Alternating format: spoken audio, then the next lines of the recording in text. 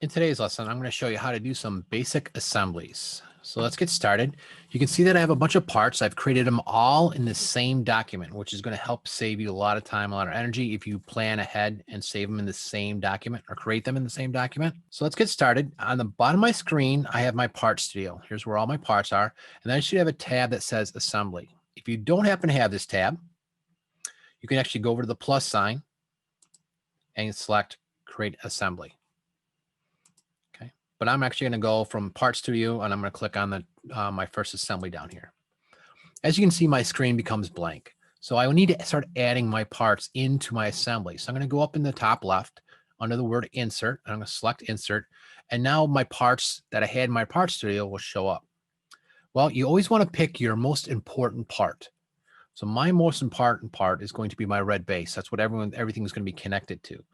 So I'm going to click on that once, and I'm going to slide my cursor over into my work area. I'll zoom out a little bit, and I'll left click just to place it. I'll do the same thing for the rest of my parts. So I'll click on my blue part. I'll come over here. It doesn't really matter where I'm going to put it. I'll left click, place it. I'll grab my green prism. I'll come over here, left click, place it. I'll grab my purple peg. I'll place that down there.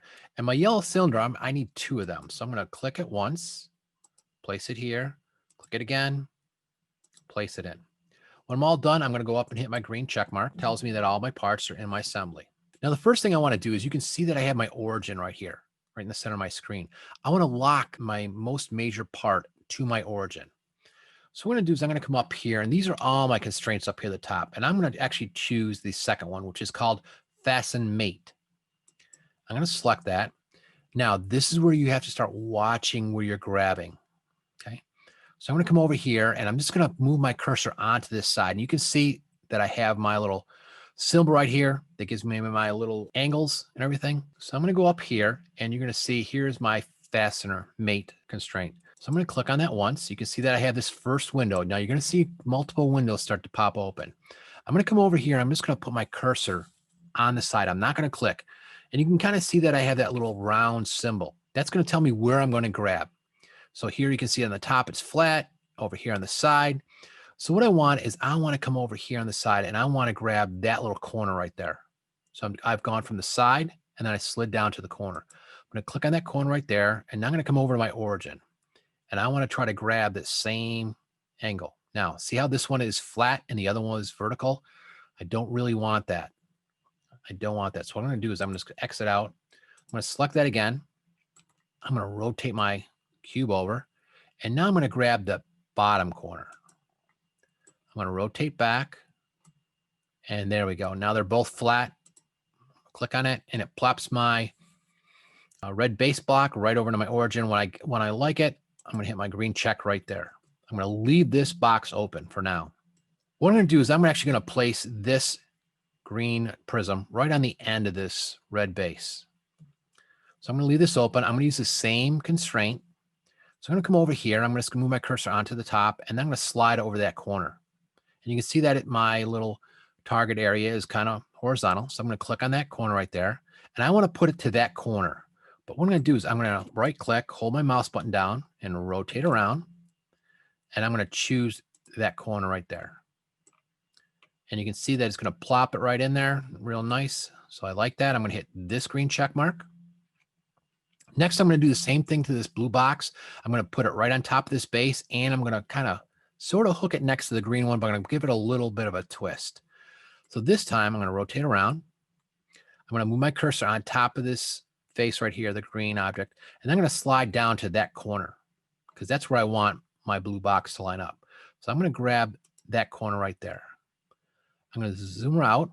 I'm going to spin around by right-clicking and holding my mouse button down. And that corner, I'm going to line up with this corner over here. So I'm going to touch this face, and I'm going to slide down and grab that edge and plop that right in. Now I want to add a little twist to this one. So now I'm going to go back to this original box. And there's this little box that I can check called offset. Now, if I zoom in really close, I might be able to see the colors. There's three little axes on that target, a red, a green, and a blue. Red is my X, my green is my Y, and my blue is my Z. And I really can't tell which is which right now. Realistic, I can barely see the blue one there. But what you can do is you can come up here, and I'm going to change that. I'm going to make it 0.5. And what I can do is I can come down here and hit solve. And you can see that it just took that box and it slid it out toward me. That's not what I want. So I'm going to go back up here. I'm going to change that to 0. I'm going to go down to this one. I'm going to type in 0.5 again. And then I'll hit solve. Well, you can see that it took my blue box and it pushed it down inside my red one. So that's not what I want. So I'm going to change that back to 0. I'm going to go to my Z, but this time I'm going to type in 0.25 because that's really what I want the offset to be. I'm going to hit solve. Ooh, that slid it into the green one. So I don't want it to go that direction. What I want it to do is I want it to go in a negative direction. Now, if I hit solve, I should have a little gap there, which I do. That's what I want. And so now I'm going to hit this green check mark right there. Next, I'm going to put this little purple peg inside this hole. Okay. I'm going to use a different kind of constraint, and it's called revolute. So I'm going to select this third one over called revolute. I'm going to come down on top of my purple block or my purple little peg, and I'm going to select the end in the center right there. I'm going to zoom back out. I'm going to pan over. Now this time I want to make sure that I'm looking down inside that hole. Okay. Now if I just do this, you can see that I'm on the top hole. I don't want the top hole. So I want this hole down here. You can kind of say this is the round bottom. That's the one I want. I do not want the top. I want the round bottom. So I'm going to come over here. That's the one I want. I'll click. Now, I have two solutions to this. If I zoom out, one where the peg is going down and the other one where it's going up. So to pick the other solution, I can just pick this little arrow, which is called flip. And I can flip that up. To make sure that I'm looking right, this little peg should be about even with the center of that hole right there. So that's looking good. I like that. I'll stick that right in there. Okay. The next one I'm going to do is I'm going to move a couple of my yellow pegs. Okay. Now the purple peg, when I put it down there, I use revolute. So it stuck it right down inside on that face. I'm going to use something a little bit different. So we're going to slide over one more. I'm going to pick the one that's called slider. And what I'm going to do is I can just pick the end of this, and I can also choose the end of this one right here. And I can plop that in there, and I can hit that. What I'm going to do is I'm going to exit out of this for a second. And what the slider does, it puts it inside, but now it allows my peg to slide in and out of that hole. It slides in and out of that hole. All right, things are looking pretty good so far. I got one more little piece right here to move, and I'm going to actually put this over here. What I'm going to do is I'm going to put that right on the end here. I'm going to make it tangent to this face. I'm going to make it tangent to the top.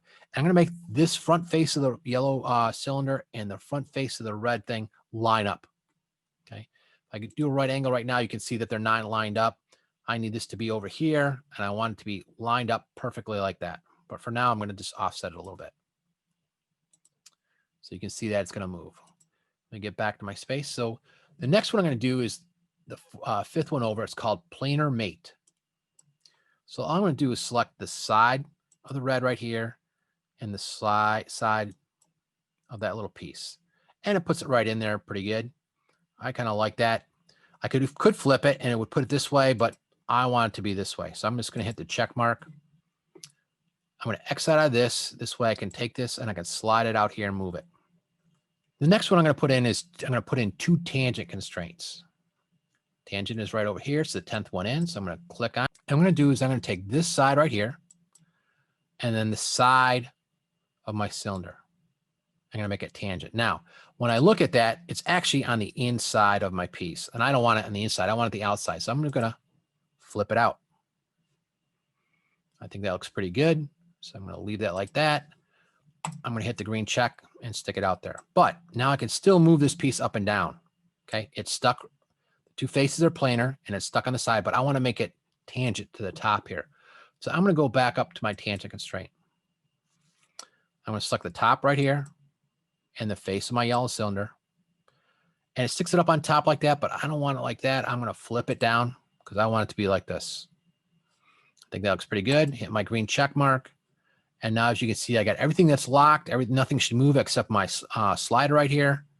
And that's some basic constraints using Onshape.